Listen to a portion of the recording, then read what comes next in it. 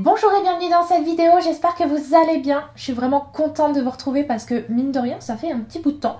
J'avais pas prévu de filmer aussi peu au mois de mai, puis bon bah la vie. Bon déjà la semaine passée j'étais enrhumée, je sais pas, j'étais fatiguée, je sais pas ce que j'ai eu mais j'étais un vrai zombie pendant toute la semaine. Et la semaine encore d'avant, j'ai été dans ma petite bulle parce que j'ai eu la chance d'aller au concert de Taylor Swift. Et Taylor Swift, c'est mon artiste préféré depuis 12 ans. Et là, honnêtement, je l'ai vue en concert. Je pensais jamais pouvoir la voir un jour en concert parce que franchement, Taylor Swift qui vient en France, c'est très très rare. Et finalement, ça a pu se faire. J'ai pu avoir ma place l'été dernier et là, ça y est, en ce mois de mai, je l'ai vue. Je suis trop heureuse. Franchement, le show était tellement bien. Elle chante si bien, les effets et tout. C'était trop beau, trop chouette à voir. Plus de 3 heures de concert qui sont passées en un éclair. Enfin, je sais pas si parmi vous, il y a des personnes qui vont aller la voir à Lyon. Parce que c'est tout bientôt Lyon. Ou encore dans d'autres villes d'Europe. Mais dans tous les cas, vous allez voir, vous allez vraiment kiffer votre soirée. Donc... je suis trop contente pour vous, parce que moi depuis que je suis allée au concert, je suis trop heureuse. Bon, sur ce, parlons livre quand même. Parlons livre, mais parlons encore un petit peu de Taylor, puisque du coup en ce moment, pour surfer un petit peu sur le fait que Taylor vienne en Europe et notamment en France, il y a des maisons d'édition qui ont sorti des livres à son effigie. Je les ai feuilletés en librairie et j'avoue que j'ai pas été spécialement convaincue. Je sais pas si vous en avez repéré un qui vous paraissait bien, mais de mon côté j'avoue que... bof. Par contre, j'ai plutôt trouvé mon bonheur en presse. Mais je vais vous le montrer du coup, je vais vous montrer ma petite trouvaille, même si c'est pas un livre à proprement parler, c'est plus un magazine, mais un magazine un petit peu spécial. Je me suis pris donc le Rolling Stone spécial Taylor Swift, le guide ultime, qui est un magazine franchement que je trouve hyper chouette. Bon déjà il y a des grandes photos et ça fait plaisir, et puis je le trouve hyper intéressant. J'ai pas encore pu le lire en entier, mais vraiment pour ce que j'en ai vu, on a une grande interview de Taylor Swift, on a un top 100 de ses chansons, on a un retour sur ses albums en fait, chacun de ses albums, on a également un petit tour sur sa tournée, donc franchement ça a l'air plutôt complet et plutôt pas mal tout ça, donc voilà. voilà, même si c'est pas un livre vraiment comme à proprement parler quoi, plutôt un magazine. Je vous le montre parce que si vous avez l'occasion de le trouver encore en presse, honnêtement, il vaut le coup. Au niveau de mes autres craquages, mercredi dernier, je me suis ruée à la librairie pour acheter Le Faucheur de sorcières de Charissa Weeks, publié chez Bookmark. C'est vraiment un livre qui me faisait trop envie. C'est la VF du roman de Witch Collector et j'avais trop envie de le lire et j'avais trop envie d'avoir cette version reliée qui est vraiment sublime, je l'aime vraiment beaucoup. Non mais regardez-moi ça, là par ici on a le monsieur et de ce côté là la madame. Et donc de quoi parle ce livre? En fait, à chaque lune d'automne, le faucheur de sorcières vient dans notre vallée, nous dit la jeune femme, et en fait donc il vient récupérer une sorcière. Sauf que ça fait maintenant quelque temps que ce monsieur du coup est reparti avec la sœur de la madame. Et du coup, elle est bien décidée à être la prochaine à se faire collecter en fait, pour pouvoir retrouver sa sœur peut-être ou peut-être pas, mais en tout cas pour pouvoir se venger. Donc voilà, et du coup, va-t-elle réussir? Va-t-elle découvrir ce qui se cache? Et que se passe-t-il quand le faucheur de sorcières vient collecter les sorcières? C'est ce qu'on va découvrir dans cette histoire. Un autre livre que je voulais absolument, et là aussi pareil, quand il est sorti je me suis ruée à la librairie pour me prendre la version reliée, c'est Divine Rivalité de Rebecca Ross, publié chez De Saxus. Franchement celui-là il me fait tellement envie, et de plus en plus, parce que à chaque fois que je vois de nouvelles personnes le lire, tout le monde aime en fait, donc je me dis mais il faut vraiment que je découvre ce livre que tout le monde apprécie. Et donc ouais, je me suis pris la version reliée parce que franchement je la trouve trop belle. Non mais ce jaspage avec ces lettres de correspondance, les petites étoiles par ici et par là, et puis même l'intérieur, faut que je vous montre. Non mais regardez, vous avez une machine à écrire, pouah, et là c'est trop beau aussi. Alors Divine Rivalité en fait, à ce que j'ai compris, c'est en gros un univers où les dieux se font la guerre et du coup des humains se retrouvent impactés et devoir faire la guerre, enfin ils doivent faire la guerre en fait pour ces dieux-là. Et nous on va suivre notre jeune femme qui s'appelle Iris. Voilà, et Iris elle est journaliste, son frère est justement parti faire la guerre et depuis elle n'a pas de nouvelles de lui, donc elle va se mettre à lui écrire des lettres. Et en fait, qui va lire ces lettres? Eh bien, ce n'est nul autre que un de ses rivaux journalistes. Voilà, ce monsieur-là. Donc, on va être sur une base de Enemies to Lovers, apparemment, mais qui fait vraiment très très envie, vu tous les échos que j'en ai. Non, mais je vous assure, c'est quelque chose. Hein. Moi, j'ai très très hâte de me plonger dedans parce que j'ai envie de voir ce qui plaît autant à tout le monde. J'ai également acheté 2 mangas, les tomes 13 et 14 du Clear Card Arc de Cardcaptor Sakura par Clamp, publié chez Pika Édition. Donc le 2e arc, la suite des aventures de Sakura, chasseuse de cartes. Voilà, puisque j'ai continué, je me suis mise à jour dans cet arc-là, donc avec ces 2 derniers tomes qui sont parus en France. Et autant vous dire que du coup, ces 2 derniers tomes là, le 13 et le 14, il s'en passe des choses niveau révélation, on est vraiment servi. Donc moi, j'ai qu'une hâte maintenant, c'est d'avoir entre les mains le tome 15 qui a priori sortira cet été parce que vraiment, vu ce qui s'y passe, oulala. Et puis un livre que j'ai reçu comme cadeau de Noël en retard de la part de mon frère. Il y a eu toute une histoire là-dessus, mais en tout cas, bref, j'ai enfin ce livre entre les mains et je suis trop contente. Il s'agit de Cursed Crowns de Catherine Doyle et Catherine Weber, publié chez Bayard, qui n'est autre que la suite de Twin Crowns. Oui, oui, oui, cette romantécie avec 2 sœurs jumelles que j'avais vraiment beaucoup appréciée. Enfin, vraiment le premier tome. Ça avait été une de mes meilleures lectures de l'année dernière, donc franchement il me tarde de lire cette suite. Et regardez au niveau de la couverture, je trouve ça trop cool là qu'on ait les 2 couples, celui-ci et quand on tourne celui-là, je trouve ça trop chouette. Non mais vraiment j'ai hâte de voir ce qui va arriver à nos 2 sœurs et également à leurs compagnons. Au niveau de mes réceptions livresques, j'ai reçu 2 romans de la part de Corrigan, merci à eux. Pour commencer, j'ai reçu L'héritière de Jazad de Sarah H.M. dans cette version reliée trop jolie. Non mais regardez-moi ça, regardez même l'intérieur, hein. Tout beau tout ça. Alors de quoi nous parle ce roman? En fait on va y suivre plusieurs royaumes, dont l'un qui s'appelle Jazad, et à Jazad les gens sont capables de faire de la magie. Et en fait, un jour, la famille royale de ce royaume a été décimée, et ce jusqu'à son dernier membre.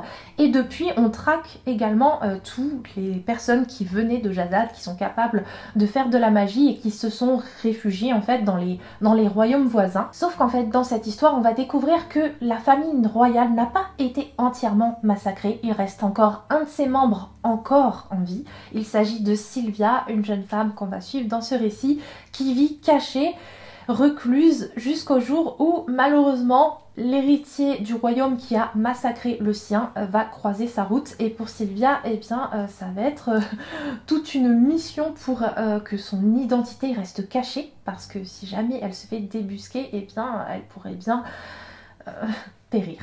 Et l'autre roman que j'ai reçu de la part des éditions Corrigan, c'est La Cour de la Nuit de C.N. Crawford, qui n'est autre que la suite du roman La Cour des Ombres, un roman que j'avais vraiment beaucoup aimé lire. Je l'avais dévoré, j'avais aimé le sarcasme de l'héroïne, l'univers en général, et du coup j'avais très hâte de découvrir la suite, donc trop contente de l'avoir entre les mains. Puis j'ai été encore une fois énormément gâtée par Hachette, merci beaucoup. Pour commencer, je suis tellement heureuse d'avoir entre les mains le tome 3 de Skandar. Skandar et les épreuves du chaos par A.F. Stedman. Alors, trop contente, vous savez à quel point j'aime cette saga, à quel point les 2 premiers tomes de cette saga ont fait mon été 2023 en fait. Franchement, c'est une saga jeunesse, un petit peu avec un schéma narratif à la Harry Potter, sauf que là, eh bien, la magie réside grâce aux licornes, des licornes dangereuses, mais qui peuvent parfois se lier avec certains êtres humains, dont notamment notre cher Skandar, un héros qui d'ailleurs s'attire toujours pas mal d'ennuis et a certains ennemis aussi. Donc voilà, chaque tome est toujours rempli d'aventures et j'ai hâte de voir ce que nous réserve ce tome 3, vraiment Trop contente de l'avoir entre les mains. Un autre tome 3 que j'ai reçu et qui a fait mon bonheur également, c'est The Blood Traitor par Lynette Noni, publié donc du coup chez Hachette, roman. Donc il s'agit du troisième et dernier tome de la trilogie de Present Healer, une romantasy young adult que j'ai vraiment beaucoup aimée et dont il me tardait d'avoir le fin mot, donc voilà, je l'ai eu grâce à ce tome 3. Un autre roman que je suis trop contente d'avoir reçu, c'est le dernier Clara Héros, oui. Les coquillages ne s'ouvrent qu'en été. Ah là là, vous savez, hein, vous le savez maintenant à quel point j'aime l'autrice. J'ai aimé ses deux précédents romans, que ce soit Nos plus belles années ou L'effet boule de neige. Et du coup là j'ai envie de retrouver l'autrice, de retrouver sa plume, ses personnages qui à chaque fois me parlent tant en fait. Et là, de les retrouver dans une histoire plutôt estivale où on va suivre deux sœurs qui ne se parlent plus. Mais peut-être que pendant ces vacances, ça va être l'occasion pour elles de crever certains abcès, je ne sais pas. Mais en tout cas, on va suivre ces deux sœurs et aussi peut-être quelques histoires d'amour aussi dans le lot. Et avec la douceur de la plume de Clara Héros, je pense que vraiment ça va être une lecture qui va encore une fois m'emballer. J'ai été gâtée également en recevant le tome 2 de la saga L'Engrange-Temps de Nell Pfeiffer dans cette version reliée que je trouve vraiment trop belle. Bon, déjà la couverture, trop jolie, mais même l'intérieur aussi, franchement hein, je mets mes doigts devant, c'est mieux si je les enlève, mais franchement c'est joli tout ça. Et encore, vous n'avez pas vu ce que je préfère le plus parce qu'on a des illustrations, regardez-moi, on a celle-ci, ok, mais ma préférée c'est de loin celle-ci. Canon. Alors L'Engrange-Temps, ouais, c'est une saga dont j'avais vraiment beaucoup aimé le premier tome et il me tardait du coup d'avoir ce deuxième tome qui clôture cette duologie. Une saga où finalement on a une héroïne, Sophie, qui est horlogère, qui donc est capable de réparer des horloges, mais aussi elle est capable de communiquer avec certaines d'entre elles avec les horloges magiques, puisqu'il y a beaucoup d'horloges magiques comme ça dans ce monde en fait, et une héroïne aussi qui va faire un retour dans le temps, un voyage dans le passé, qui va vivre de nombreuses aventures et un tome honnêtement que j'avais trop hâte d'avoir entre les mains. J'ai également reçu le roman Elle et le feu par Alice Doublié que je vous présentais dans ma vidéo de ma pile à lire du mois de la fantaisie. Et que j'ai reçu du coup entre temps. Je suis trop contente parce que c'est un livre qui me faisait vraiment très envie. On va y suivre plusieurs royaumes unifiés et dont l'un d'entre eux qui est un petit peu plus important que les autres, et dans ce royaume là le prince héritier est en âge de se marier. Du coup toutes les princesses des royaumes voisins vont venir dans son royaume et peut-être que l'une d'entre elles deviendra sa future femme.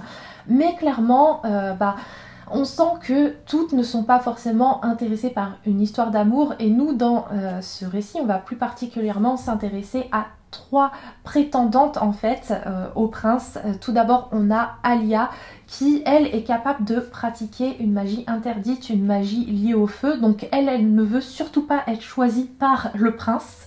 On a également Effia qui, elle, vit vraiment dans l'ombre de sa maman en fait, qui est une reine très populaire dans son royaume, vraiment appréciée de tous ses sujets. Et Effia, elle est bien décidée à se créer son nom, à se faire sa place dans le monde.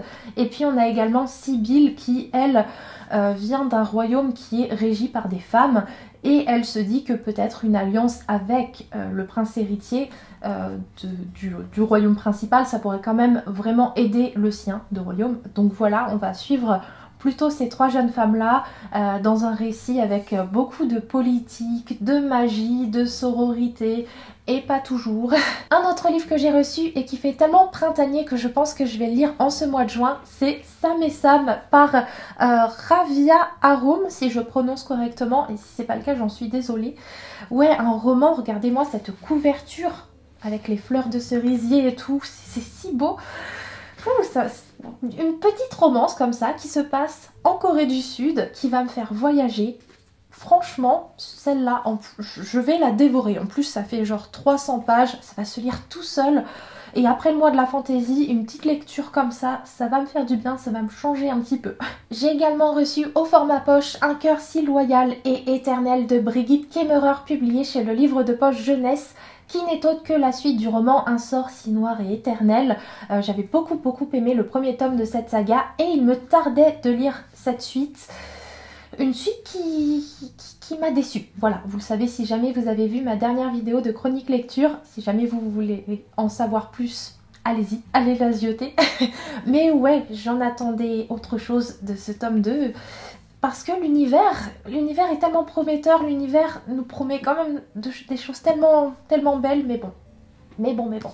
Et pour finir, j'ai reçu le premier tome de Demigods Academy par Elisa S. Amor et Kira Legend, le premier tome d'une grande saga autour de la mythologie grecque, où on suit notamment une héroïne qui va suivre des cours à la Demigods Academy, des cours enseignés par nul autre que les dieux de la mythologie grecque. Voilà, une héroïne qui va vivre de nombreuses aventures, une saga un petit peu à la Percy Jackson, donc voilà. C'est tout pour ce book haul, j'espère que vous avez passé un bon moment en ma compagnie et que certains titres vous ont tenté dans ceux que je vous ai présentés. Moi je vous avoue qu'il y en a pas mal. Sur ce, je vous laisse là, je vais vous faire de très gros bisous et on se retrouve tout bientôt pour une nouvelle vidéo.